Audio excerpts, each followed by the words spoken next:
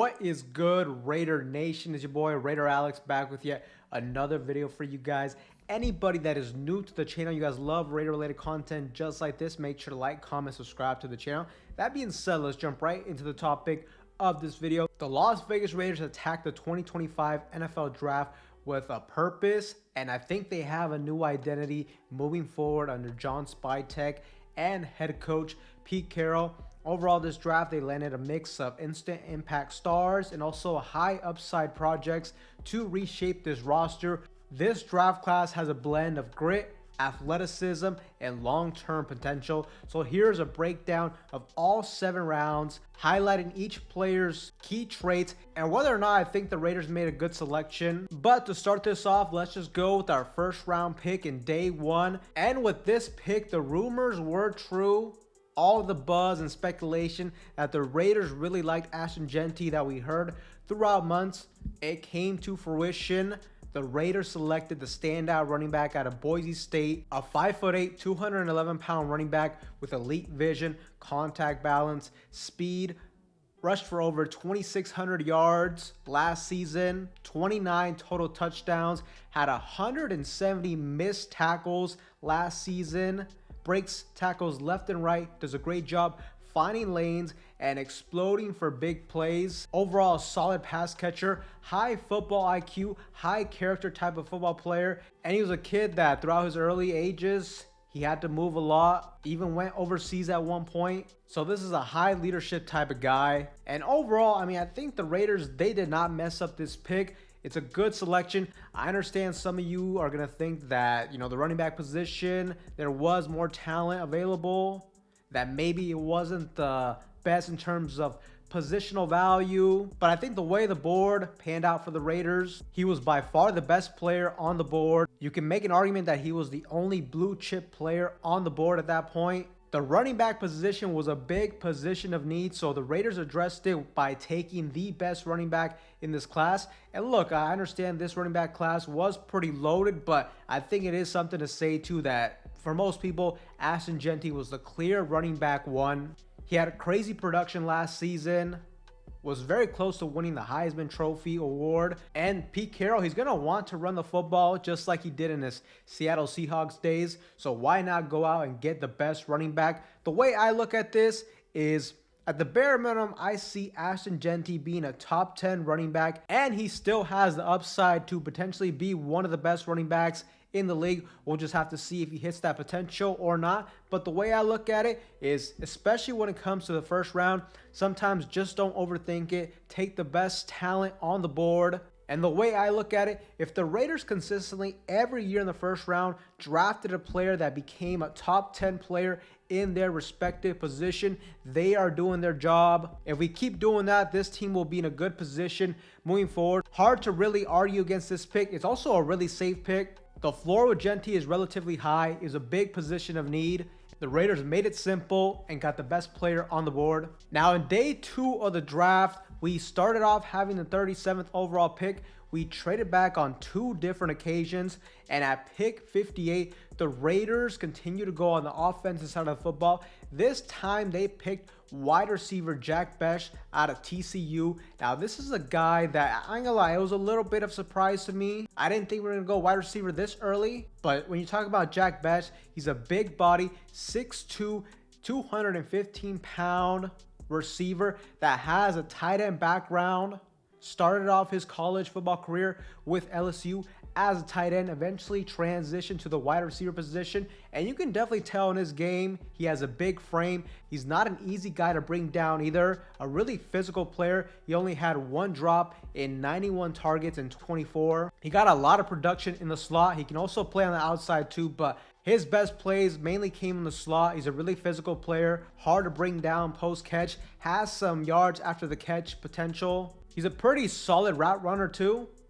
Is really good when it comes to contested catches. He can block in the run game, gives you high effort, is also a resilient player. Another high character type of player. His brother Tiger Bech passed away earlier this year, and it is reported that he was a Raiders fan, so he definitely got very emotional when he got drafted. And look, that's definitely a very heartfelt story, and it's awesome that you got players that have an emotional connection to the silver and black, getting drafted to this team. My major knock with him is he lacks top end speed, so I don't know how well he would translate when it comes to being a deep ball threat at the next level. Me, I primarily see him as more of a move the chains type of player. A lot of stuff across the middle. You can definitely use him in like goal line situations. Has that big frame. Sure-handed wide receiver. Good with contested catches. You can hit him on back shoulder fades. That sort of thing. Now, the only thing is, I think it might have been a little bit of a reach. And I definitely thought the wide receiver position was a position of need for this team. But I don't know if it was a player with this type of skill sets. I thought this offense was more suited for a true outside the numbers wide receiver, a true X, a wide receiver with more of a vertical threat and could be a real field stretcher for this offense. But I will say most media outlets really like this pick, grading it like an A. I think he has a pretty solid floor as well. Savvy route runner, strong hands. I definitely think he will have a solid career. Overall, if I had to give it a grade, I'll give it a B. Overall, a solid pick right here. And moving on to the third round at pick 68, the Raiders went defense. They select cornerback Darion Porter out of Iowa State. Now, this guy, he's a freaky athlete, 6'2", 197 pounds, ran a 4.3 40-yard dash, had a 9.9 relative athletic score, really good in zone coverage, had a 4.7 passer rating allowed in 2024. Definitely has ball skills as a defensive back, as he started off his career as a wide receiver, so he has that trait. So he has those natural instincts to go after the football, has good ball tracking skills, provides you great length at the quarterback position, a great frame to really build off of. Now, I still think he is a little bit raw in man coverage. Sometimes he has tight hips, especially with more shiftier wide receivers. But this is definitely a Pete Carroll type of pick right here on the defensive side of the football. This kind of reminds me of like a Tyreek Woolen type of pick that they made a couple years back with the Seattle Seahawks. He fits all those traits. We definitely needed to address cornerback in this draft. We were a little bit thin in this position. And you just look at the defensive back room for the Las Vegas Raiders now. We got Darion Porter, very fast. Jacorian Bennett, also a speedster. We also got DeCamerion Richardson. That was one of his biggest traits too. Very fast and has a big frame as well. So from an athletic standpoint, the Raiders defensive back group is very scary. Overall, I think this pick was great value. This guy definitely gives you some upside. He's a high ceiling press zone type of cornerback that can still develop as a pure man-to-man coverage cornerback. And he also provides value in the special teams department. If the Raiders can coach this kid up, I would not be shocked if he was a starter sooner rather than later. Overall, I give this grade an A-. And to cap off day 2, the Raiders had back-to-back picks at 98 and 99. And at 98, they selected Caleb Rogers, offensive guard out of Texas Tech. Now, this guy, he's a versatile offensive lineman, 6'5", 313 pounds, played the tackle and guard position. He had 55 starts in his college career. He's a pretty athletic guy. He can definitely move.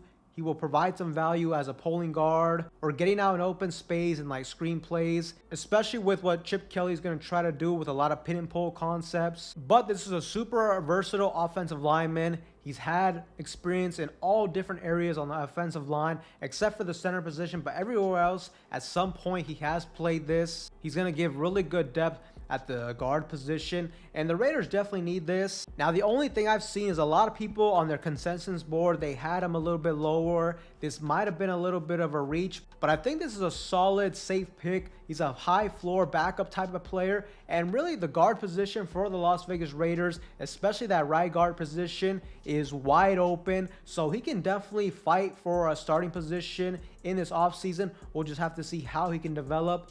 But I like the move, and overall, I like that the Raiders finally addressed the trenches in day 2 of the draft. Now, with the next pick at 99, the Raiders selected offensive tackle Charles Grant out of William and Mary. And overall, this is one of those high I started back in high school. I was a wrestler, so I kind of always had a little athletic background to me, and I really didn't see myself as a lineman. Prospect. Now, overall, he's a pretty raw prospect. He's a strong run blocker and zone This is a guy, so there's no doubt this is like a more developmental so when I decided to play, raw technique, kind of just was using what I already knew and just putting it into what I needed. A really small school, so definitely gonna be question marks on how will he adapt at the next level against much higher competition. But the thing with this draft selection is I don't really think it's going to have an impact anytime soon. Like I said, this is more of a developmental piece. And the left tackle position, it's a premium position. He has really good traits, so that's why he's going to go in the 3rd round. And I really do like the idea of selecting a potential left tackle of the future. The nice thing is we do have a left tackle with Kolton Miller. Now, by the Raiders doing this tells me that they will fix that contract situation with Kolton Miller. I expect them to continue to be in the silver and black for at least the next 1 to 2 seasons. But I like the fact that you have a potential backup plan in Charles Grant, especially too since, you know, I like Kolton Miller, but I wonder if he has already peaked as a player. Now, he's still a really solid left tackle. We need to keep him on the roster, especially with Charles Grant. If we have to start him anytime soon next season, I think we're going to be in trouble. But a pick like this is a little bit hard to project because it's going to have to be towards the future. He's not going to really give us much value early on, but if the Raiders hit, this is a fantastic pick. Overall, I'll give it a C+. Now, to start off day 3 of the NFL draft, in the 4th round, the Raiders selected Dante Thornton Jr., wide receiver out of Tennessee. And this might have been one of my favorite picks. This is another physical freak type of player that the Raiders drafted. He has elite physical traits. He's a 6'5", 205-pound wide receiver with blazing speed, ran a 4.3 40-yard dash. And this guy is a true outside vertical threat type of wide receiver. This is kind of what I talked about earlier with his offense. This is the type of player I thought we were truly missing, and the Raiders addressed it. The Raiders currently do not have any type of player with these type of characteristics and skill sets. And I did think that it was important that they did get this type of wide receiver because you see a guy like Geno Smith, he has a strong arm. He does like to push the ball down the field, take some shots. So you definitely got to give him that big body, fast wide receiver like Dante Thornton Jr. You saw Geno Smith really like throwing the ball down the field towards a player like DK Metcalf.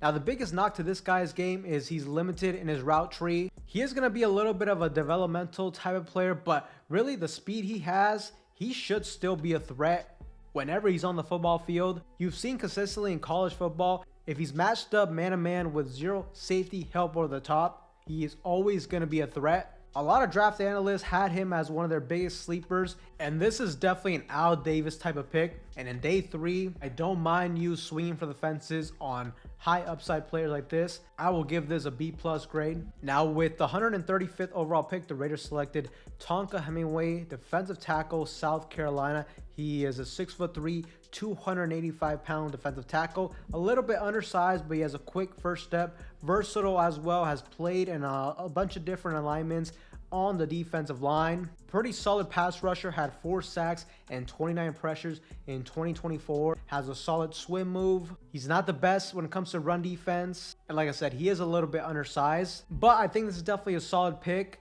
He gives you some upside as a pass rusher, and we definitely need some depth on the interior of the defensive line, and he's a fit when it comes to Patrick Graham's 4-3 scheme. I think to start, he's going to be a rotational defensive tackle with special teams value, but if he can bulk up at the next level and continue to be a threat as a pass rusher in the interior of the defense, he will definitely have a role in this team. Moving forward, I give this a B grade. Now, moving to the 6th round at pick 180, the Raiders selected J.J. Pegas, defensive tackle, Ole Miss. This guy is a big 6'2", 323-pound defensive tackle. Another versatile player, has gone from the zero tech to the edge position on the defensive line, solid against the run, another quick first step player, had solid production as a pass rusher, 10 career sacks, very athletic for a defensive tackle. And Ole Miss, on a lot of different occasions, they used him on the offensive side of the football in wildcat situations where they just needed to get a yard or two, and they were able to do that, or he was able to punch it into the end zone. So that definitely is an interesting trait. If the Raiders want to get super creative on offense, maybe they could do that with him. Now, he needs to work on his get-off the defensive line, but this is another solid pick, a really good athletic player, good size. Most people project him to be a 3-tech, so I think he'll give you some solid depth under Christian Wilkins. And also, there's a good situation Christian Wilkins is a really good player. Hopefully, you can learn a thing or two from him, sitting behind him early on in his career. But this is going to be another good young player to have on the rotation in the defensive line. And you can never go wrong selecting players like this on the defensive line. Overall, I give it a B grade. Now, in the 6th round, 213th overall pick, the Raiders select Tommy Mellott, quarterback / wide receiver, Montana State. Now, in college, he played as a quarterback, but it is projected that he will be a wide receiver at the next level. And his biggest upside is that he's an elite athlete, 6 foot, 200 pounds, 4.39 40-yard dash, 41-inch vertical. He's more of a dink and dunk quarterback, but he's a very elusive runner.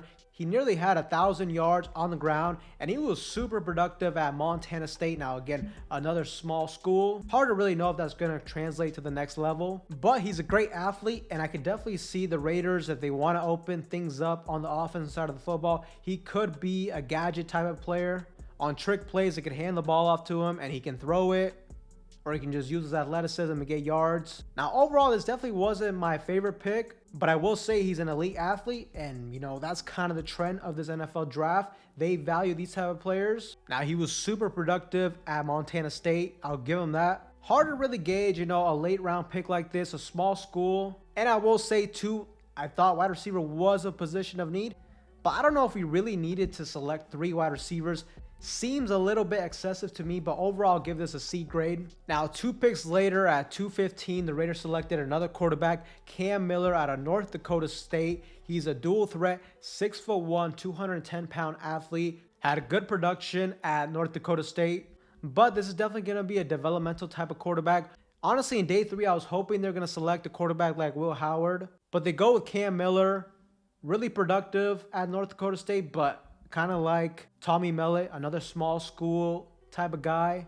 Honestly, I don't even know if he's going to make the roster. He could be a practice squad player. This one also wasn't my favorite pick, but, you know, kind of hard to really gauge it. You know, if I had to give it a grade, I'd give it a C grade as well. And round 7, our last pick, 222, the Raiders select linebacker Cody Lindenberg. This is a smart 6'2", 235-pound downhill run defender. He wore the green dot for Minnesota, a high IQ football player. Now, like most linebackers that get drafted this late, he struggles in man coverage, especially against shifty running backs and athletic tight ends. He's also had some injury history, but he's had a really good career in special teams as well. Now, this is a solid pick as well. You know, kind of hard to gauge, you know, this late in the draft. He kind of reminds me of a Tommy Eichenberg type of player, but overall, I'll give this grade a B-.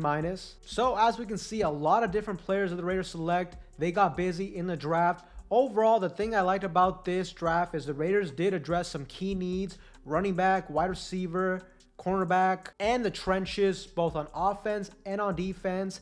They got some high upside players in Thornton and Darian Porter. They also got a potential star running back in Ashton Jeanty, and a player who I think will immediately make an impact on this offense. And overall, I think he will be a huge focal point for this offense.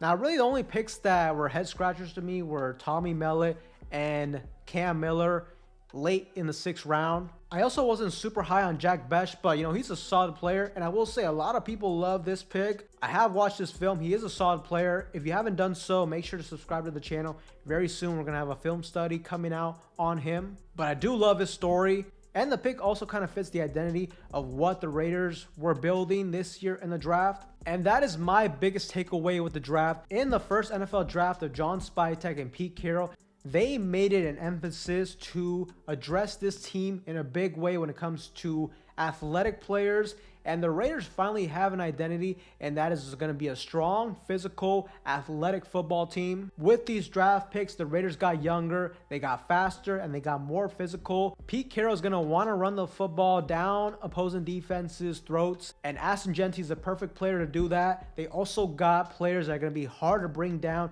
in Jack Bech. We also have Brock Bowers, who's a really good yards after the catch type of player. So you combine those two players with Ashton Jeanty too, the Raiders could really be an offense that tires out opposing NFL defenses. But to me, Pete Carroll made the message clear. The Raiders are going to be a team that tries to win in terms of beating up their opponents. I think they're going to lean heavily on the ground game, the time of possession battle, and they're gonna want to impose their will on opposing teams. So definitely exciting stuff, especially the Aston Genty pick. But Raider Nation, let me know what you guys think in the comment section down below of these draft picks and the overall draft in Pete Carroll and John Spytek's first draft in the silver and black. Let me know in that comment section down below. And for anybody that is new to the channel, you guys love Raider related content just like this, make sure to like, comment, subscribe to the channel. That being said, I will see you guys in the next one.